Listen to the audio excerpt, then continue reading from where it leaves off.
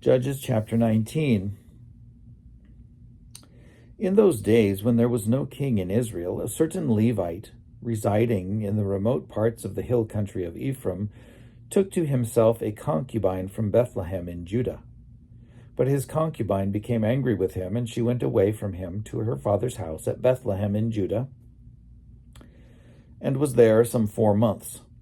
Then her husband sent out after her to speak tenderly to her and bring her back. Set out after her to speak tenderly to her and bring her back. He had with him his servant and a couple of donkeys. When he reached her father's house, the young woman's father saw him and came with joy to meet him. His father-in-law, the young woman's father, made him stay, and he remained with him 3 days. So they ate and drank, and he stayed there.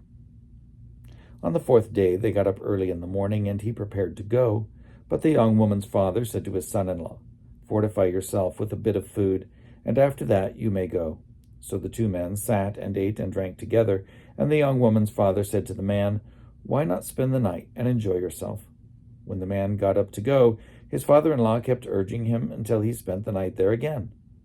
On the 5th day he got up early in the morning to leave, and the young woman's father said, "Fortify yourself and linger until the day declines." So the 2 of them ate.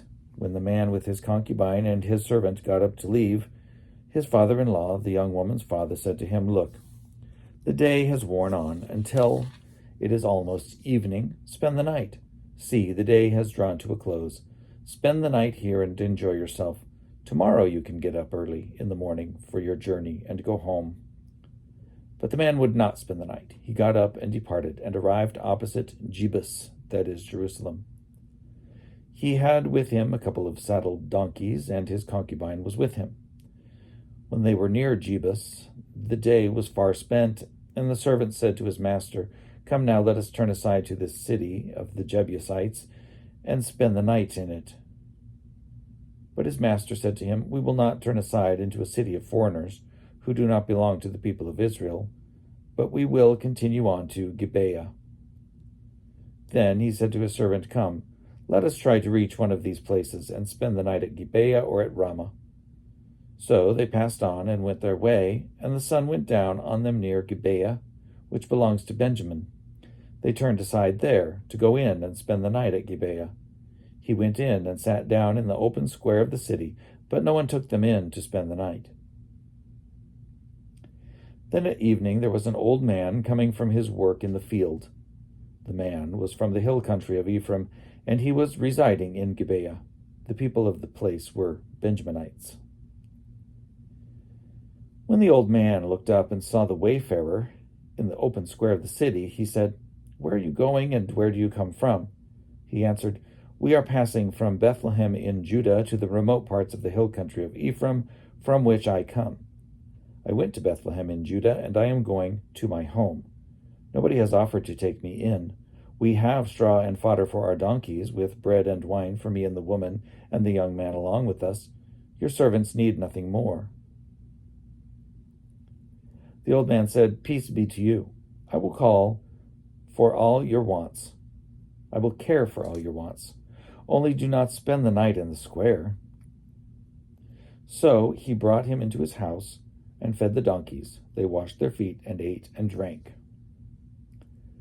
While they were enjoying themselves, the men of the city, a perverse lot, surrounded the house and started pounding on the door. They said to the old man, the master of the house, "Bring out the man who came into your house so that we may have intercourse with him." And the man, the master of the house, went out to them and said to them, "No, my brothers, do not act so wickedly. Since this man is my guest, do not do this vile thing. Here are my virgin daughter and his concubine. Let me bring them out now. Ravish them and do whatever you want to them. But against this man, do not do such a vile thing." But the men would not listen to him, so the man seized his concubine and put her out to them. They wantonly raped her and abused her all through the night until the morning, and as the dawn began to break, they let her go. As morning appeared, the woman came and fell down at the door of the man's house, where her master was, until it was light. In the morning, her master got up, opened the doors of the house, and when he went out to go on his way, there was the woman, his concubine, lying at the door of the house with her hands on the threshold. "Get up," he said to her, "we are going." But there was no answer. Then he put her on the donkey, and the man set out for his home. When he had entered his house, he took a knife, and grasping his concubine, he cut her into 12 pieces, limb by limb, and sent her throughout all the territory of Israel. Then he commanded the men whom he sent, saying, "Thus shall you say to all the Israelites, has such a thing ever happened, since the day that the Israelites came up from the land of Egypt until this day? Consider it, take counsel, and speak out."